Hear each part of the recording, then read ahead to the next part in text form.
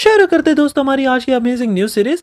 अब तो भारत के लाइट वेट टैंक बनाने के लिए एक बेल्जियम बेस्ड कंपनी सामने आ चुकी है। ये भारत को कह रही है कि हम दोनों मिलकर आपका जो सबसे मुश्किल काम है ना, टैंक बनाने का टैरेंट, ये बनाएंगे हमारी लेटेस्ट टेक्नोलॉजी से और भारत में बनाकर दुनिया भर में बेचेंगे। आखिरकार कैसे ये रेवोल्यूशनरी टेक्नोलॉजी हो सकती है भारत के लिए भी, ये भी मैं आपको आगे इस वीडियो में बताऊंगा।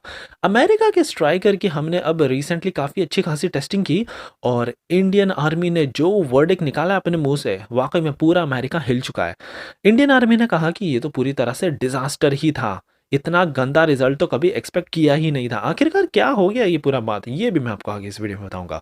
बांग्लादेश ने अब अपने बॉर्डर पर टर्किश बायरक्तर TB2 ड्रोन्स को डिप्लॉय कर दिया है और भारत अब कड़ी निगरानी रख रहा है। आखिरकार कैसे ये भारत के लिए थ्रेट हो सकते हैं, और लेकिन हो भी तो भारत कैसे इसको काउंटर कर सकता है, ये भी मैं आपको आगे इस वीडियो में बताऊंगा।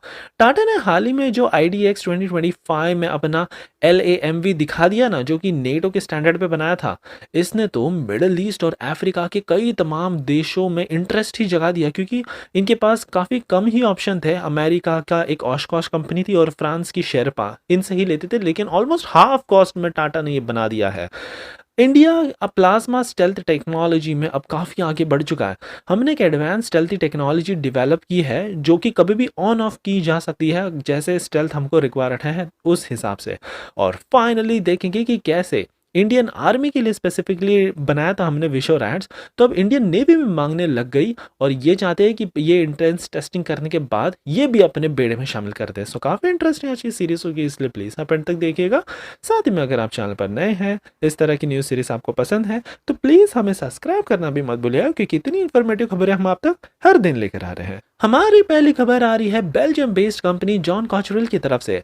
अब यहाँ पर भारत अपने जोरावर लाइटवेट टैंक तो बना रहा है, लेकिन प्रॉब्लम यहाँ पर यह है कि टैरेंट बनाने के लिए हमको चाहिए काफ़ी अत्याधुनिक तकनीक।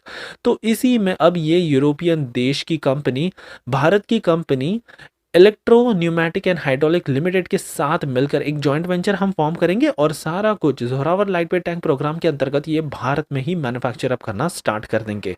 सबसे कमाल की बात तो ये है कि 350 लाइटवेट टैंक्स हम बनाकर डिप्लॉय कर देंगे चीन के बॉर्डर पर। इसके अलावा अब ये जॉइंट वेंचर कंपनी, जिसमें ये बेल्जियम कंपनी है, इन्होंने कहा है कि ये भारत में बनाकर दुनिया भर में एक्सपोर्ट भी करना चाहते हैं, क्योंकि ये भारत के मैन्युफैक्चरिंग हब का भी एडवांटेज उठाना चाहते हैं। जिस तेजी से भारत की डिफेंस इंडस्ट्री बढ़ रही है ना, वाकई में इस बेल्जियम कंपनी के लिए भी एक बड़ा बेनिफिट हो सकता है। आगे तो इन्होंने ये भी कहा कि इंडिया वाकई में बड़ा पावरफुल होता जा रहा है डिफेंस मैन्युफैक्चरिंग के सेक्टर में, और इनकी जो टेक्नोलॉजी है ना, ये कस्टमाइज डिफेंस सॉल्यूशन और पावरफुल वेपन्स के मामले में भारत को और चार चांद लगा देगी। सो ये काफी बड़ी ब्रेक थ्रू टेक्नोलॉजी होगी। हमारी अगली खबर अमेरिका के स्ट्राइकर इन्फेंट्री कॉम्बैट व्हीकल की तरफ से आ रही है। अब हमने इसकी बहुत अच्छे से टेस्टिंग कर ली है और फाइनली वर्डिक्ट यहाँ पर निकल कर आ गया है। आर्मी की रिपोर्ट के मुताबिक बताया जा रहा है कि ये जो इंजन है ना, इसमें कैटरपिलर C7 300 हॉर्स पावर का, पूरी तरह से बोगस है। इनफैक्ट इन्होंने तो कहा ये तो डिजास्टर है, अंडर परफॉर्म कर गया। ऑक्सीजन की कमी थी, लेकिन इसने तो पूरी तरह से फेल ही कर गया। यहाँ पर तो एक टाइम पे तो हमको इसको रोकना भी पड़ा ताकि ट्रांसमिशन फेलियर ना हो जाए पोटेंशियल। फिर लो टॉर्क में ही कॉन्स्टेंटली ऑपरेट करना पड़ा ताकि ऑक्सीजन के मारे ये इंजन अपना दम ना तोड़ दे।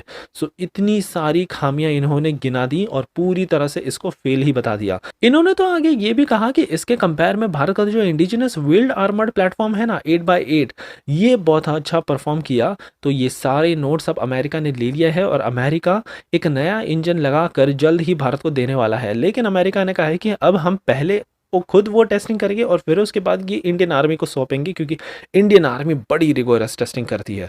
एक बार ये पास हो जाए, देन एंड ओनली यहाँ पर जॉइंट वेंचर फॉर्म करके ये सारा कुछ भारत में मैन्युफैक्चर किया जा सकता है। हमारी अगली खबर बांग्लादेश की तरफ से आ रही है। लग रहा है कि पाकिस्तान और बांग्लादेश, इन दोनों मिलिट्री की करीबी बहुत ही तेजी से बढ़ती जा रही है, क्योंकि भारत के बॉर्डर पे टर्किश TB2 ड्रोन्स को डिप्लॉय कर दिए हैं फॉर सर्विलियंस ऑपरेशन। यहाँ पर इंडियन एजेंसीज पूरी तरह से हाई अलर्ट में है और यहाँ पर हमने भी बड़े अपने पावरफुल रडार सिस्टम लगा दिए हैं। इनफैक्ट इनको तो वार्निंग भी दे दी है कि अगर पकड़ में आया, अगर हमने इसको पकड़ लिया हमारे एयर स्पेस में, सीधा हम शूट डाउन ही कर देंगे। वैसे आपको बता दें कि इंडियन साइड से जानकारी तो ये भी मिली है कि ये ऑलरेडी 20 घंटे से सर्विलेंस मिशन में लगा हुआ है और बांग्लादेश इसका जमकर फ़ायदा उठा रहा है। सो देखने लायक होगा कि कैसे इंडिया इसको काउंटर करता है। हमारी अगली खबर टाटा के LAMV that means light armoured multipurpose vehicle की तरफ से आ रही है। ये 4x4 व्हीकल जब टाटा ने आबू धाबी एक्सपो में दिखाया था ना, वाकई में पूरे दुनिया में तो इसने वाहवाही बटोर ली, क्योंकि सबसे पहले तो नेटो के स्टैंडर्ड पे बनाया और नेटो के स्टैंडर्ड पे बनाना वाकई में कोई इजी काम नहीं है। अमेरिका की कंपनी है ओशकोश और फ्रांस की कंपनी है शेरपा, ये मैन्युफैक्चर करती है और इनके रेट्स बड़े हाई है।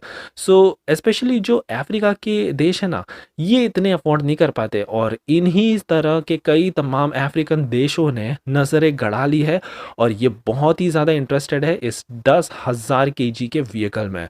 इनफैक्ट यहाँ पर तो मिडल ईस्ट की तरफ से भी बहुत ही ज़्यादा इंटरेस्ट हमको देखने मिल रहा है। यूएई, सऊदी अरेबिया, ये जल्द ही आप देखोगे टाटा को एक सिग्निफिकेंट ऑर्डर प्लेस करेंगे। ये पूरा जो मार्केट केवल इन 2 रीजन्स में ही देखे, आने वाले समय में 2035 आते आते $38 बिलियन का हो जाएगा। जॉर्डन भी इसमें बहुत इंटरेस्टेड है। नॉर्थ अफ्रीका के देश जैसे मोरक्को और इजिप्ट ऑलरेडी बातचीत में लगे हुए हैं और मोस्ट प्रोबेबली ये सारे टैंक को भारत में मैन्युफैक्चर करके जल्दी इन सारे देशों में एक्सपोर्ट करना स्टार्ट भी कर दिया जाएगा। हमारी अगली खबर आ रही है काफ़ी कमाल की stealth technology plasma stealth device की तरफ से। भारत ने एक काफ़ी कमाल की रेवोल्यूशनरी टेक्नोलॉजी भी विकसित की है। बेसिकली प्लाज्मा को यूज़ करके हम कभी भी ऑन एंड ऑफ कर सकते हैं हमारा स्टेल्थ मोड। अमेरिका भी कुछ इसी तरह के सिमिलर कंसेप्ट पर काम कर रहा है और अभी तक इनको पूरी तरह से सफलता नहीं मिली है, लेकिन भारत ने ये जो टेस्ट बेड किया है हमको एक बड़ी सफलता मिली है। रियल टाइम में यहाँ पर ऑन ऑफ स्विच हम कर सकते हैं थियोरेटिकली, और देखा जाए तो पूरी तरह से ये रेवोल्यूशनरी होगी। और जो एरोडायनामिक्स, रेडार एब्जॉर्बिंग मटेरियल, इनका यूज़ न करने के बजाय हम इजीली इस टेक्नोलॉजी को यूज़ कर सकते हैं। हमारी अगली खबर नेवी की तरफ से आ रही है।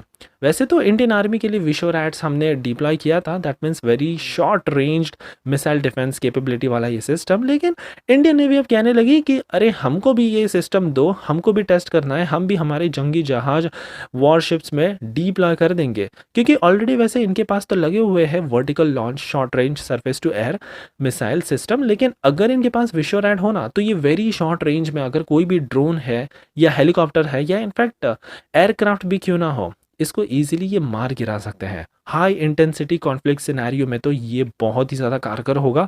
नेवी चाहती है कि बराक 1 मिसाइल्स जो इनकी बहुत पुरानी हो गई है ना, इनको पूरी तरह से फेंक दिया जाएगा और यहाँ पर विशोरैट सिस्टम को डिप्लॉय करके फास्ट मूविंग टारगेट्स को ईजिली हम टारगेट कर सकते हैं, ऐसा इनका प्लान है। और काफ़ी कमाल की बात होगी कि ये सारा कुछ सिस्टम भारत में ही बना होगा।